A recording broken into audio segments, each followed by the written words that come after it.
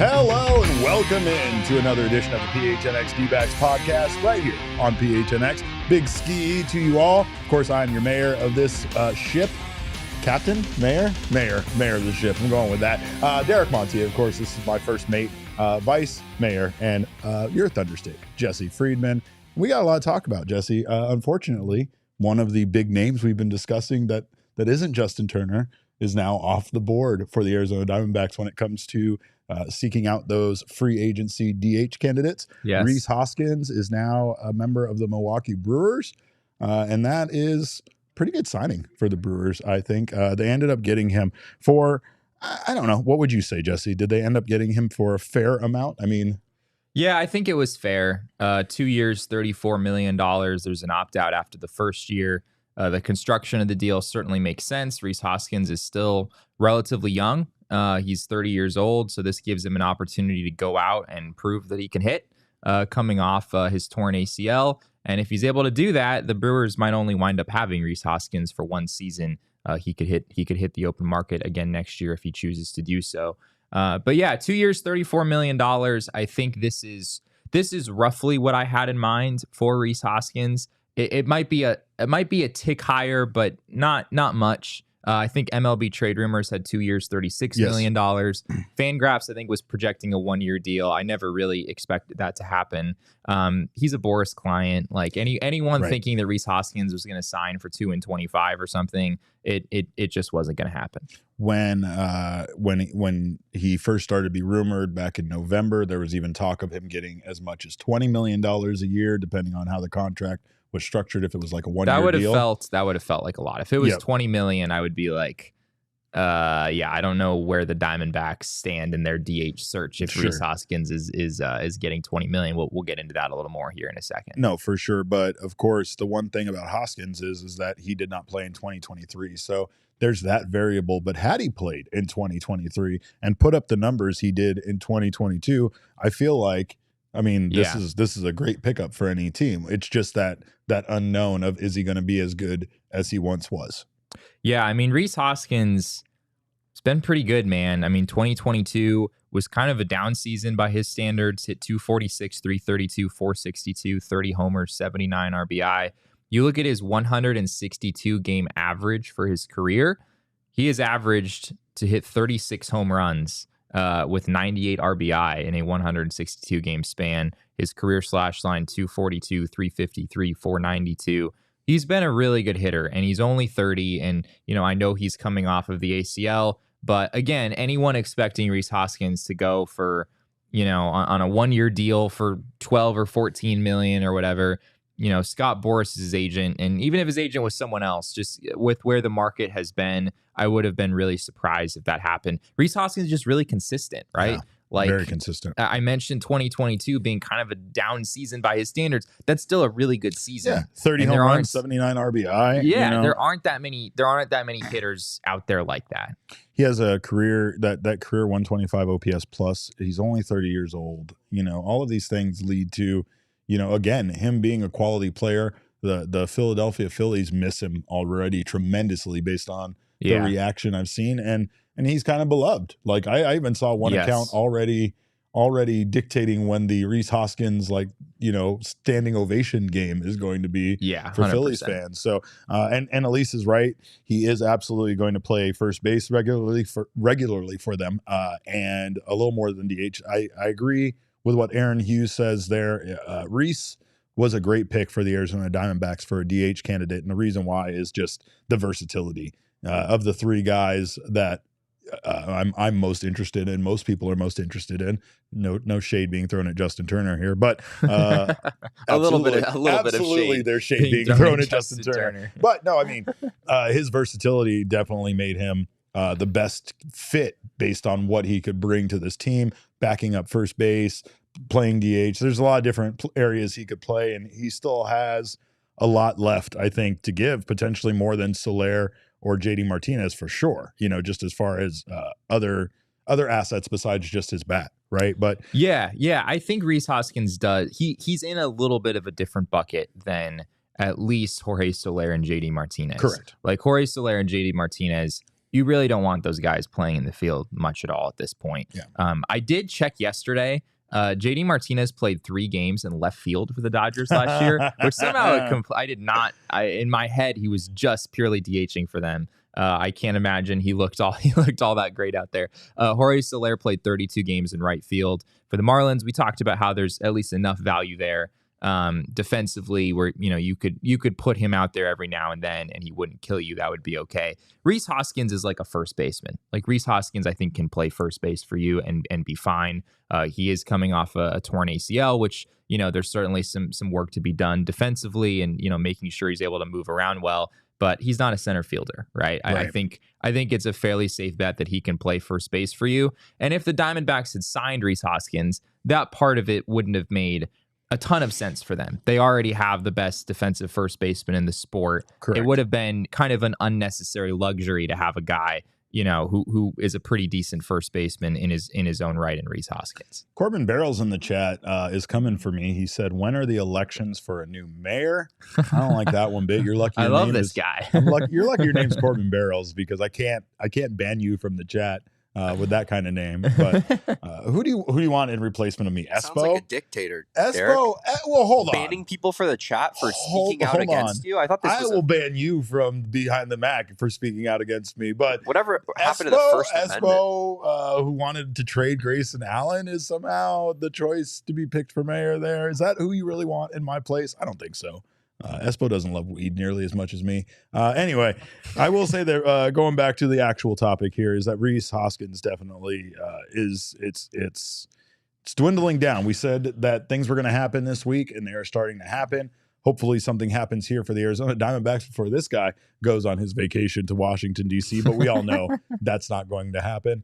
The question here, though, is how does this impact, obviously the Diamondbacks' chances of getting one of the available DHs? I don't feel like this really changes things dramatically because it's not like Hoskins got this tremendous amount more than he was projected to receive.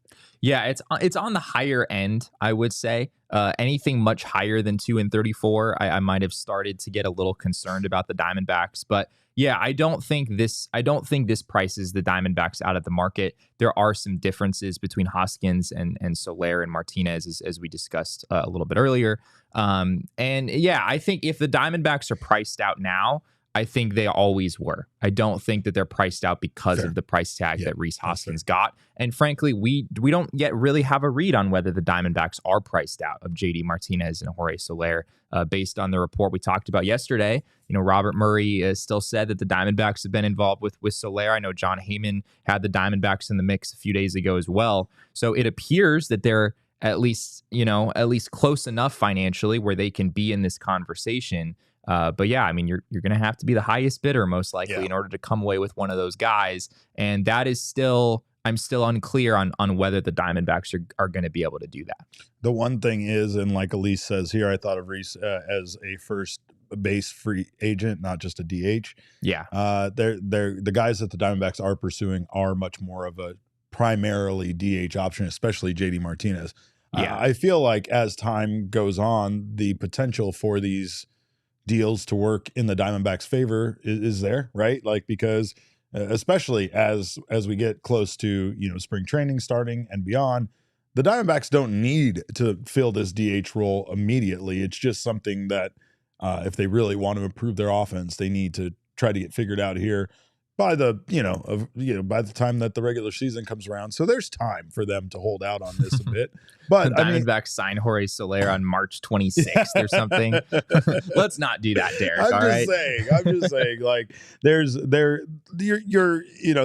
entire situation right now, again, is still in the Diamondbacks' favor, I think, and I still think it's a desirable landing spot with the improvements that they've made. I don't think that this team is viewed as a team that is regressing at all. I think that they're here to stay as a contender, at least in 2024. And if that's what interests either of these guys, then that could be big. Also, JD Martinez could get some revenge once again against the Dodgers, and maybe he wants that. But Rhys wasn't the only move. We actually had 3 moves made in one day, Jesse. Yeah, man. Scott Boras was a busy man yesterday. Jeff Passan Boras was a busy man. He was getting all of the calls on this. But per multiple reports, left-handed reliever Matt Moore and the Los Angeles Angels are in agreement on a 1-year, $9 million contract, and Joey Gallo has signed with the Nationals on a 1-year, $5 million deal. None of those super earth-shattering moves, but Matt Moore on a $9 million deal for a reliever, it's a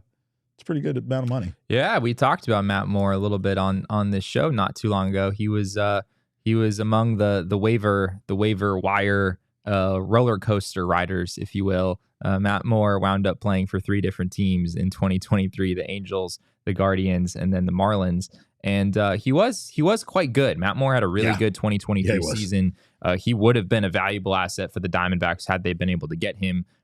We did receive some reporting that the team did submit a claim on Matt Moore, but he landed elsewhere. Yeah, 2.56 ERA for Moore last season in 52 2/3 innings. Pretty good strikeout numbers. Like if the Diamondbacks had brought in a guy like Matt Moore, he would have become their most formidable left-handed reliever. But yeah, spending $9 million on a lefty reliever, I don't think that was ever in the cards for Arizona. But an interesting move for the Angels. They're kind of building up a bullpen now. I guess that's what the Angels lost Shohei Ohtani, and they're like, all right, we're just gonna put together the best bullpen we can and try to make up for the greatest two-way player ever. I don't know how that's gonna go for them, but a good signing. I mean, it's a 1-year deal. No such thing as a bad 1-year contract, as they say. He gave up after leaving the Angels. He gave up 2 earned runs the rest of the season when he was with Cleveland and Miami. Yeah, Miami picked him up toward the end of the season. And like in general, looking at his numbers, it's a bit of a head scratcher here as to why he was moved around so much there at the end. I guess LA dumped him as part of that like salary dump that they did. LA dumped him along with a number of other players, and then the Guardians got him because the Guardians were like, yeah, we're like 500-ish or a little under 500, but we play in the AL Central, so who knows? Yeah. So he was there for a while, and then they wound up letting him go. He gets picked up by the Marlins. I don't believe he was postseason eligible at that point. But yeah, I pitched 4 innings with the Marlins, didn't allow any runs there. So he was good. He was good at every stop. One of the better lefty relievers on the market, and a good get for the Angels, even if I still don't really understand what their big picture plan is right now. You have to you have to have players take the field, Jesse. I'm assuming, and that's part of it. You got to actually have a team put together. But I also learned Joey Gallo is still playing baseball. That was news to me. He's not that old. Good for him. Joey Gallo is what, 30? 30. Yeah, 30 years old. I don't know if he's even 30. I think he might be 29. He came up at age 21, I believe. Yeah. So yeah, he's been in the league for a while. One of the more fascinating players in all of baseball. 9 seasons. I was talking to Damon earlier about how he's like the weirdest league average hitter that you could possibly come up with. It's like, yeah, he's a league average hitter who hit 177 last year, but drew a bunch of walks and slugged 21 homers in only 332 plate appearances. And by the way, he strikes out nearly half the time. So yeah, an interesting get there for the Nationals. I kind of like the move for them. They certainly needed some power to add to that lineup, and Joey Gallo is a lot of things, and power is certainly one of them. Watch out for the Nats, man. Yep, they got a squad. Yeah, they're putting it together. That seems disingenuous. CJ Abrams, Lane Thomas, Joey Gallo in the middle of that lineup. Yeah, it's gonna Well, be Ruiz. me it's disingenuous. it's gonna be mediocre at best, is what it's gonna be. But of course, we wait to see what the Arizona Diamondbacks do here, and hopefully something happens soon. Because I don't want to go to a press conference. That's why this guy's around. So hopefully either get it done soon or get it done like much later next week, but or get it done in a month when I am in the Bahamas. Either way, I'm fine with all of that except it happening this weekend. Of course, make sure to keep it locked right here for whenever that does happen. If you are here in the PHNX Sports YouTube channel, we thank you for being here. Thank you for being part of the family. Of course, if you haven't subscribed yet to the channel, do so now. Sign up for notifications. That way you don't miss whenever we go live or any of the wonderful shows on this network go live. We are Suns Junior, so sometimes we talk about the Phoenix Suns on this podcast, but there is a Phoenix Suns actual show. I'm sure you guys are aware. Also, Totri does an ASU show that just gets U of A fans riled up. That's his whole purpose of existence. So make sure to not miss out. Calling it an ASU show is extremely generous. It's a territorial cup show. Is that what we're just calling it from now on? I mean, every single day the headline has something to do with Arizona. Yeah, so Damon's totally fine with this too, by the way. No, I'm not mad at all. He's not even mad a little bit. But if you like the show, if you like Damon being angry, drop us a like. All of that is great. Of course, if you're listening on the audio podcasting side, make sure you're subscribed there. We appreciate you listeners. Of course, also leave us a review. We appreciate those 5-star reviews. They help us out tremendously.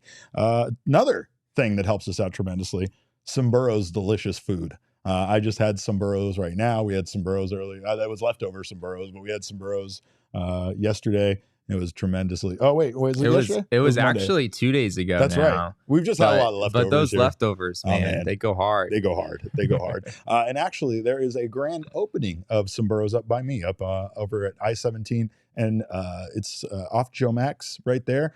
It's a wonderful location. And again, they're giving away all sorts of fun stuff. So make sure to stop by if you're in the area. They have all sorts of brand new locations, including one in Goodyear and Peoria, as well as that I-17 and Joe Max location. Or visit someburros.com to find where one is at near you. But Sombrro's is a family owned and operated and was voted Arizona's most loved Mexican food restaurant. So check out their easy party platters to feed a crowd. And of course, all of their wonderful breakfast, lunch, and dinner options for you. So let Sombrro's cater your next meal, big or small. Order online or find one near you by visiting someburros.com. Speaking of Sombrro's catering, Diamondbacks Celebrity Golf Classic last week.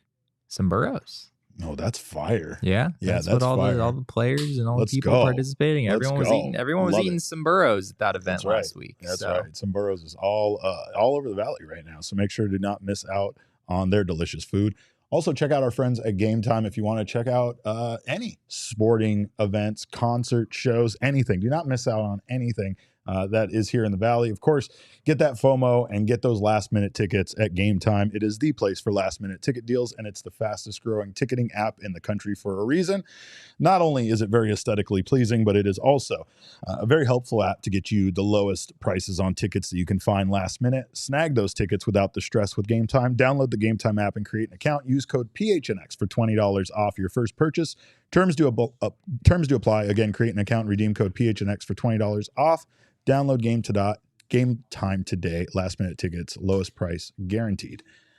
Jesse, I would not be in the reading Hall of Fame with the way this is going, but we do know who is in the baseball Hall of Fame, the newest additions. And again, any surprises there for you? We have 2 first-time ballot Hall of Famers and somebody in their 6th year making it. We have Adrian Beltre and Joe Mauer getting elected on their first-time ballots. And on his 6th time around, Rockies legend Todd Helton has been elected to the Hall of Fame. Man, he was only good because of Coors. Let's be real here. How dare you? I could have been a Hall of Famer in that ballpark. Right. Darn it. He might be right. No, Todd Helton absolutely deserving. I get very irritated when people make that kind of argument because I don't think it holds weight for a number of different reasons. But yes, Todd absolutely. The man has a career 953 OPS, though. I do have to question if he would have a career 953 OPS if he didn't play. Yeah. It would be lower. Yeah. But you don't necessarily need, you don't necessarily need 953 in order to get into the Hall of Fame. It's right? just wild, though, for a 17-year career to have a career OPS of 953, a career average of 316. Oh, hell yeah. That's a little Stone Cold reference for you, Jesse. I didn't get it, which Yeah, I'm I sure bet you shocks didn't, you. but He hit 372 in the year 2000, Todd Helton. You can 372. Coors the situation all you want. I don't think that's going to explain a 372 batting average. You don't see the Ezekiel Tovar and Ryan McMahons of the world quite approaching that. Right. So yeah, Todd Helton, outstanding player, certainly deserved it. Glad he finally got in. I think it took a little bit too long. Kind of pleasantly surprised, honestly, that both Joe Mauer and Adrian Beltre also got in the first in this first ballot. No surprise with Adrian Beltre. The surprise is more that Joe Mauer got in immediately. Yeah. And Billy Wagner also came pretty close. So close. To getting in. Close. And I'm a little disappointed with that. I certainly would have Billy Wagner on my ballot and think he's deserving, but 5 votes shy of making the Hall of Fame. He was really close, but he's in really good position to get in next year. I believe next year will be his last year on the ballot, and he should be just fine. Joe Mauer is just the 3rd catcher in history to make it in on a first time ballot, and we know eventually Gabriel Moreno will be part of that list too. Who are the other first time ballot guys, like Johnny Bench and Yogi Berra? I think it's Johnny Bench and Pudge, if I'm not mistaken. Yeah. Yogi Berra wins like 7 rings, and they don't put him in first ballot. Guys, what do I got to do?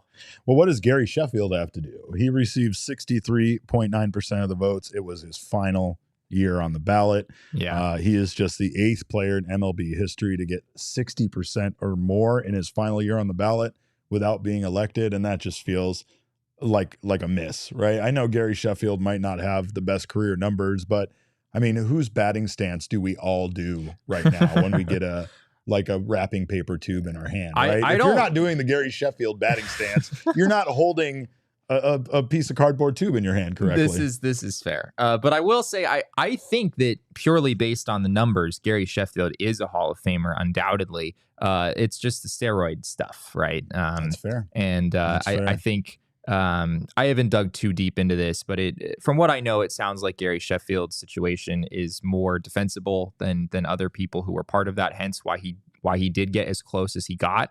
But yeah, I mean, 500 career home runs, career OPS of 907, career OPS plus of 140. Nearly 3,000 hits. World Series champion. Yeah, he's got the numbers for it in my mind, for sure. But I think at the end of the day, there's just people are still on edge about those kind of narratives, and I think that's why he fell short. Which is just crazy to me, because I get the idea here of performance enhancing drugs, even in the time, separate those that are doing it in the league, right, from those that aren't. But in modern day era, we don't have drugs. We just have all sorts of enhancements that people can do as athletes, right? Not to say they're illegal, but I'm saying like some people just have better trainers than other people. Like there's advantages to be had no matter what when you're talking in baseball. Sometimes those advantages are just the fact that some players have more money than other players to be able to essentially invest back into their career, right? So it is kind of a wild thing when we start acting like that time that there was just a certain amount of guys that were, part of the performance enhancing drug thing, and that was a big separator between them and the rest of the players in the league at the time. I don't know, but I get it with some, like, I think A-Rod, I understand more. I mean, there's a reason that A-Rod he got 34.8%, right. About half of what Sheffield got. If you compare their numbers, it's obvious that A-Rod was the better player. Correct. But his steroid situation is not as defensible as Gary Sheffield. So that's true. That's probably the difference there. You have Andrew Jones, known father of future D-backs legend and future Hall of Famer Drew Jones. Correct. He received 61.6% of the votes in his 7th year on the ballot. You think he'll get in next year? You think next year's his year? I don't know if next year is, but I think he's in a good spot. I think he'll get there. He has the time. He has the time to get there. He's got some time. Yeah. Unlike Billy Wagner, who only has one more year on the ballot. But at 73.8, I think he's basically a shoo-in for next year. Yeah. I think Billy Wagner will be okay. I agree. Falling off the ballot, Jose Bautista, Victor Martinez, Bartolo Colon. That's a miss. That's tragic. Matt Holliday, Adrian Gonzalez, good riddance. Brandon Phillips, Jose Reyes, and James Shield. Adrian Gonzalez sprayed me in the face with champagne. I'll never forgive him for that. But shout out to Brandon Phillips for getting a vote. Someone voted for Phillips. Yeah, fun player, but not quite a Hall of Famer. Manager Jim Leland gets the call to the Hall. Right, that's a legendary manager in the game of baseball. I want to get back to Todd Helton really fast, just because Todd Helton, to me, in my lifetime, was the first big, outrageous contract in sports that I ever remember. I think it was, what was it? 9 years, 140 million, 141 million, something like that. Yeah, 9 years, 141. Yeah. And that is a big contract. It was like one of the biggest contracts in baseball ever. It was one of the biggest contracts given to a guy who had only been in the league for like 3 or 4 years or something like that at the time. But it was also like, I don't know. Like, it's funny because, again, Todd Helton never really got the credit he deserved. When you look at his career numbers, he was consistently good. Yeah. He was consistently good. He was consistently great. I mean, his first year in the league was like one of 5 seasons in his entire career where he hit below 300. That's crazy. That's crazy. His second year in the league, he's hitting 315. Third year, 320. Like you said, in 2000, 372, 463, 698 with a 1.162 OPS. He led all of baseball in batting average. He led all of baseball in slugging percentage. He led all of baseball in total bases, RBI, doubles. It was wild this season he had. And I mean, that was the season that they gave him that money, right? Like, a guy hits 372. You sign him. It doesn't care how many years or how much money he gets. The best part about that year, though, where do you think Todd Helton finished in MVP voting the year that he hit 372? Maybe you have this in front of you. I don't know. He finished 5th. Baseball was a wild place. Yeah, if you go back and you look at like some of the awards voting from 20, 30 years ago, it'll make the sabermetrician in me boil over. But yeah, in 2000, Jeff Kent won the MVP award. Oh, Jeff Kent had worse numbers across the board. Barry Bonds was in second. Similar numbers. I think Bonds maybe had a better case than Jeff Kent. Obviously they were teammates. Mike Piazza third. Jim Edmonds came in fourth. And then it was Todd Helton at number 5. Barry Bonds made ridiculous. Yeah. Ridiculous. But anyway, well, if you want to get in on some MLB future bets, a great place to do so is over at BetMGM. Of course, if you use our code of PHNX when you sign up, you just bet $5 at a standard odds price. And you will get $158 for absolutely nothing for bonus bets from our friends at BetMGM. Of course, those bonus bets can then be turned around to be used on all of the wonderful advice Damon can give you over at PHNX Bets. Another winning day. What's no that? Deal. Another winning day yesterday. Another winning day? No big deal. Been putting a lot of those together lately. 2 in a row. Might be a good time to check out the show. But of course, if you do so, make sure first thing you do is sign up for BetMGM and use that bonus code of PHNX. Place your first BetMGM sportsbook wager through the sportsbook mobile application for at least $5. You will receive $158 instantly in additional winnings regardless of your wager's outcome. Check out the show notes for full details. And now listen to Damon talk about the disclaimer. Gambling problem? Call 1-800-GAMBLER. Available in the U.S. Call 877-8-HOPE-NY or text HOPE-NY 467-369 New York. Call 1-800-327-5050 Massachusetts. 21 plus to wager. Please gamble responsibly. Call 1-800-NEXT-STEP Arizona. 1-800-BETS-OFF Iowa. 1-800-270-7117 for confidential help Michigan. 1-800-981-0023 Puerto Rico in partnership with Kansas Crossing Casino and Hotel. Visit BetMGM.com for terms. This promotional offer is not available in New York, Nevada, Ontario, or Puerto Rico. Puerto Rico. What the hell?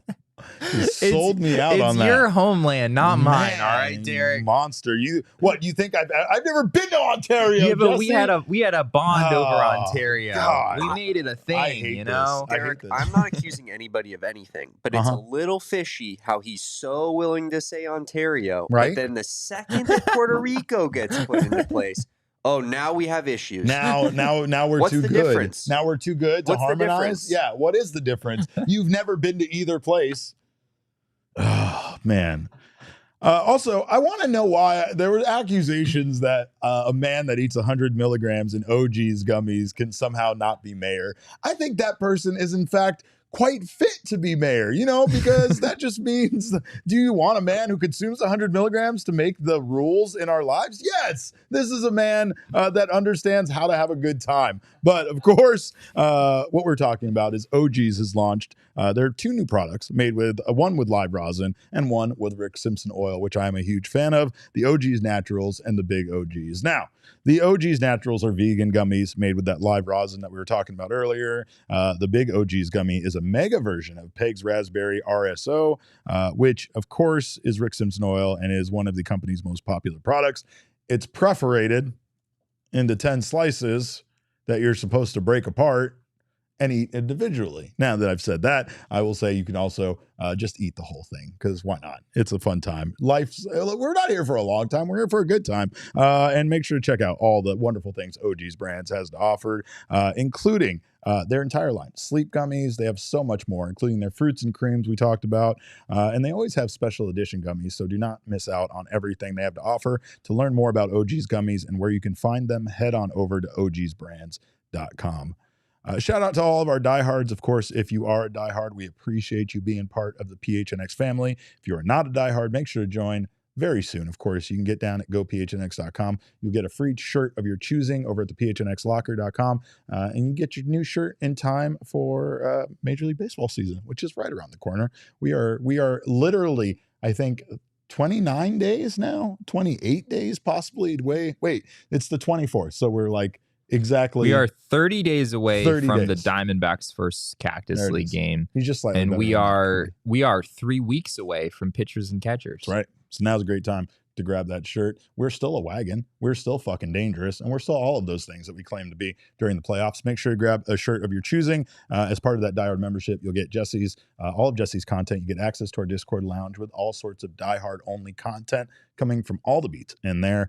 So sign up today. And of course, you'll also get access to our discounts with our partners, and you will get discounts on our events like our upcoming diehard takeover at the pool over at Chase Field, where we will be hanging out. Jesse will be lifeguarding. I will be taking 100 milligram OGs, and it's going to be a great time. So I'll be lifeguarding with just like Talking Jake, right? Yeah, that was we're his gonna job. make sure he has plenty of lotion on the nose. We'll get him a t-shirt and all that kind of stuff. So sign up to become a diehard today.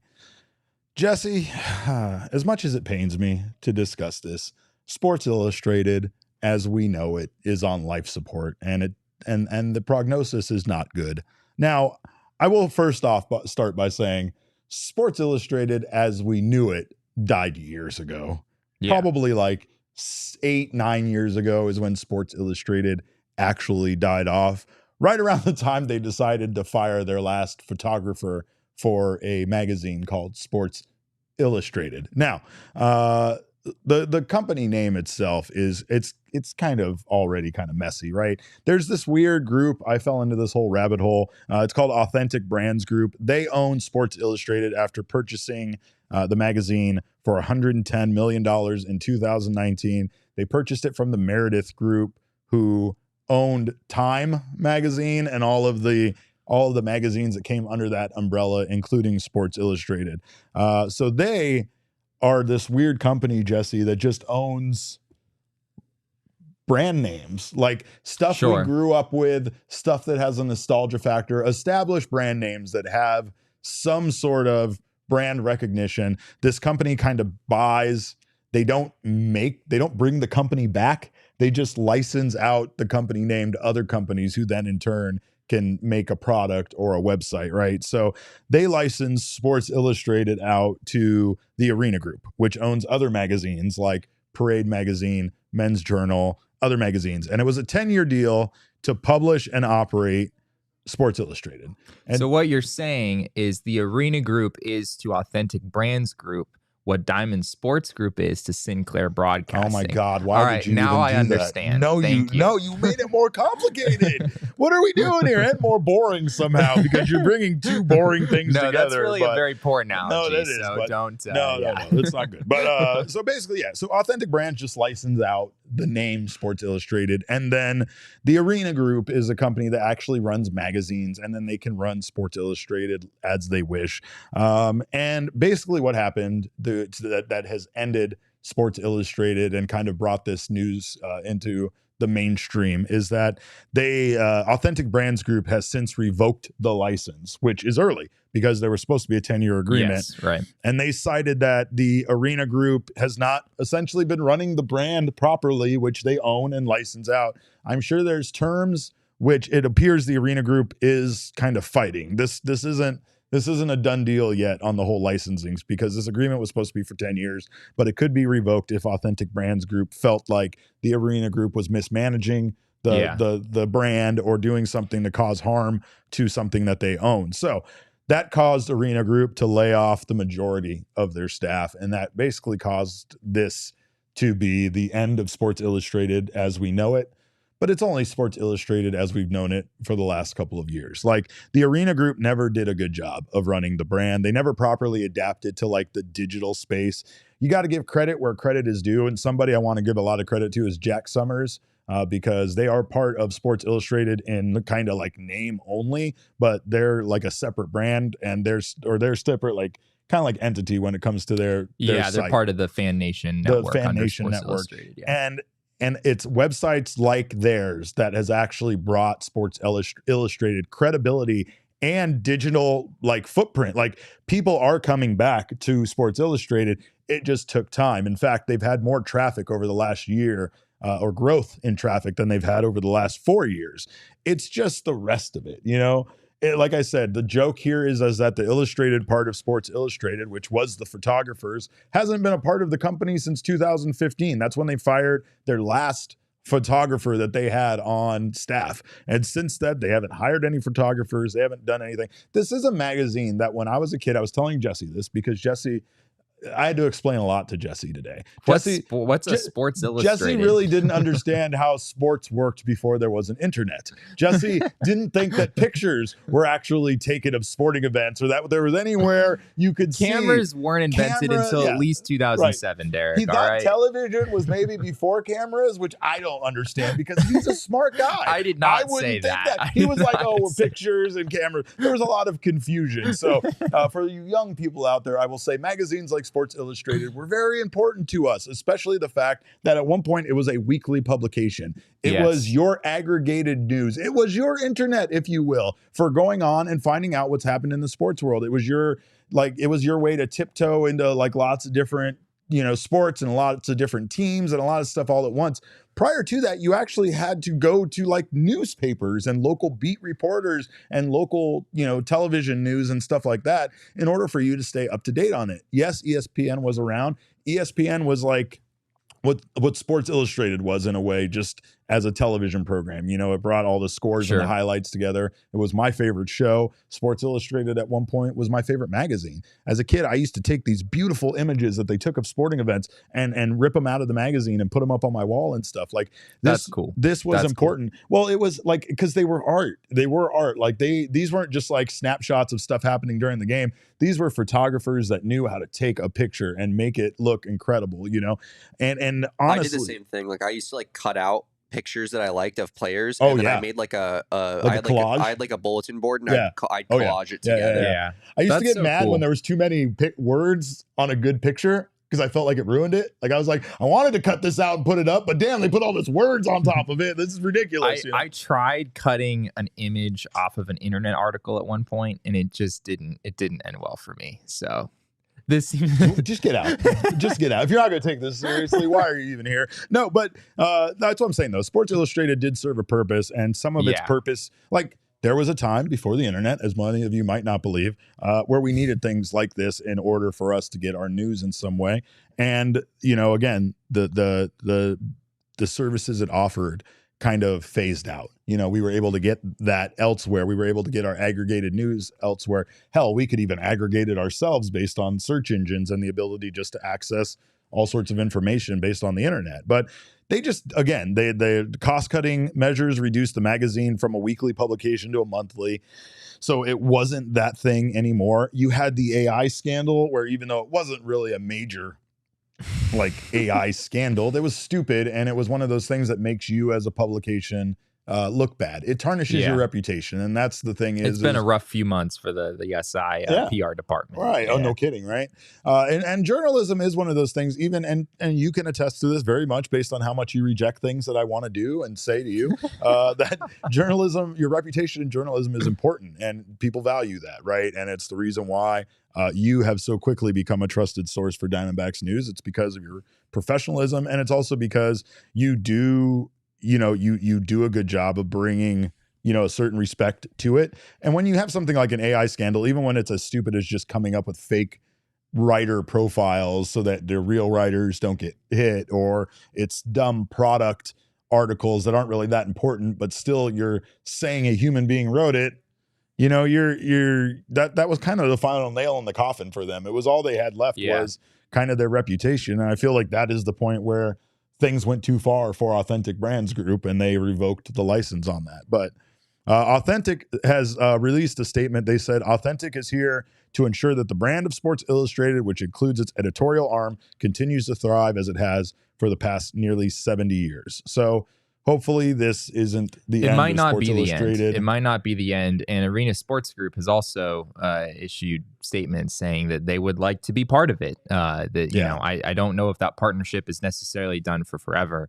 But yeah, I just want to emphasize what it meant not that long ago to be on the cover of Sports Illustrated. My God. If you're an athlete, I don't know if there was like a greater honor in all of professional sports than being the cover athlete on an issue of Sports Illustrated. I mean, that was like you were the peak of the sports world for that week.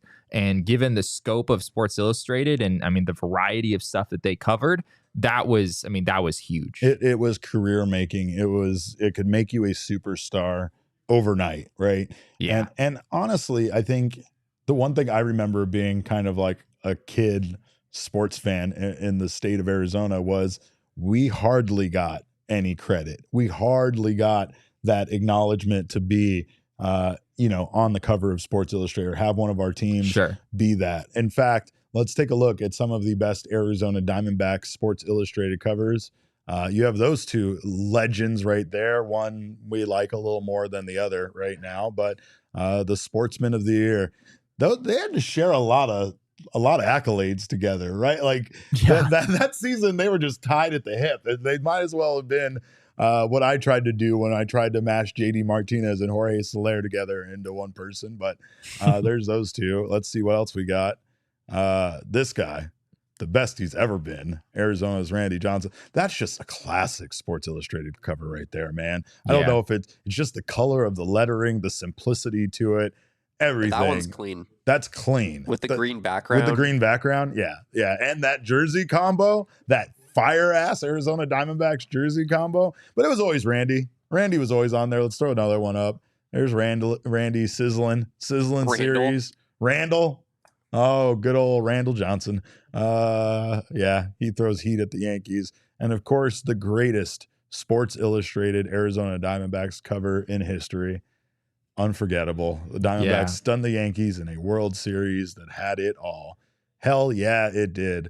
That shot is just magical. This is exactly the type of shot I'm talking about when I say as a kid, I put these images up on the walls in my room. Like, this is just something that, like, at times, again, Jesse, without 4K cameras and without all of the stuff we have now, you didn't always get to see these moments, especially on a blurry black and white 13-inch TV in the kitchen of my parents' house. But this was definitely the way that we got to capture some of those moments and revisit them. And man, holy shit.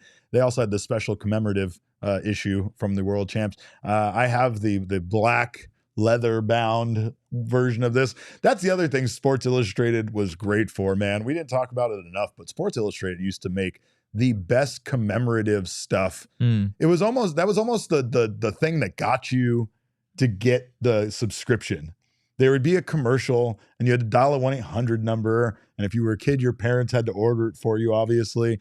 But they would always be like, order now. and you will get the full Arizona Diamondbacks commemorative collection. And it would be like this fucking leather bound book. And we have this and we have that. Like the football phone. The football phone was the item, by the way. That was evergreen. That was just all the time. Like if there wasn't a championship that just happened, the football phone was, of course, the most alluring item. You're going to have to explain that to me. What is the football Jesse, phone? in the 80s and even earlier than that, in order to be on the phone, it had to be plugged into a wall, and you couldn't take it everywhere with you.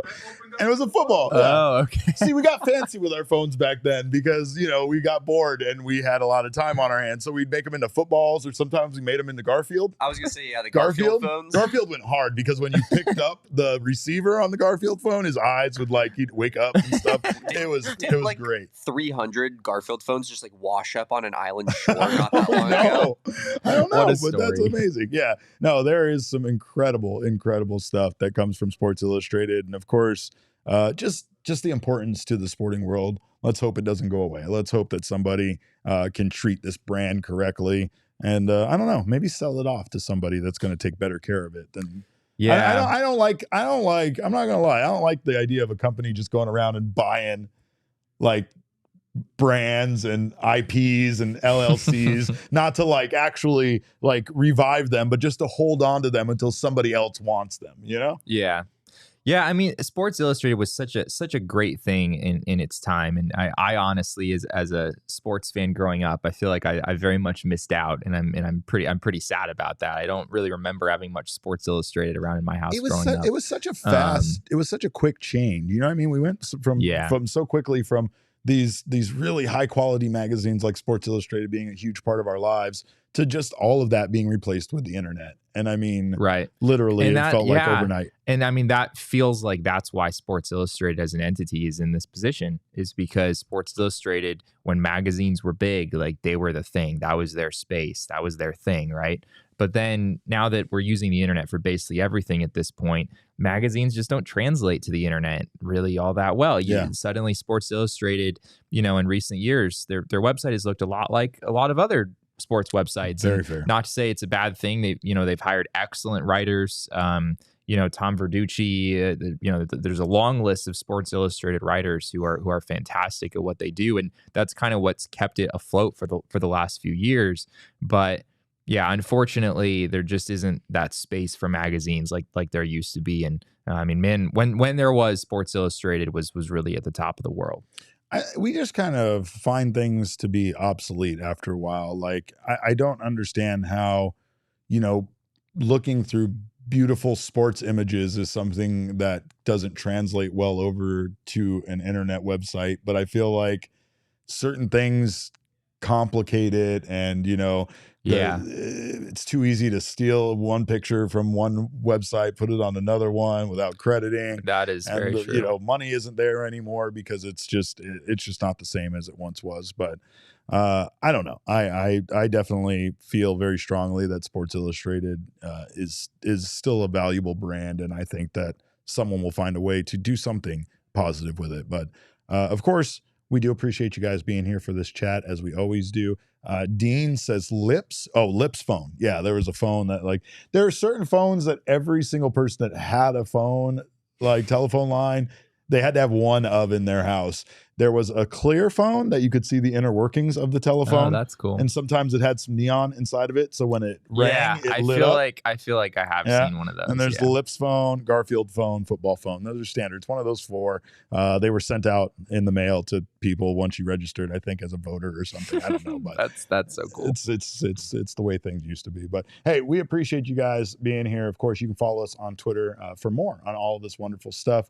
And just to hear our thoughts. I am at Cap_Caveman with a K. Jesse is at Jesse N. Friedman. The People's producer, Damon, is at Damon Dog. That's DAWG. We are Damon's Dogs. Bark, bark. Of course, our show is at PHNX_DBacks, but all roads do lead to at PHNX_sports on Twitter, Instagram, and Facebook. We thank you so much for stopping by. We do appreciate your time. And remember, kids, baseball is fun, but it is so much more fun when the Diamondbacks finally get themselves a DH. We all silly like the mayor.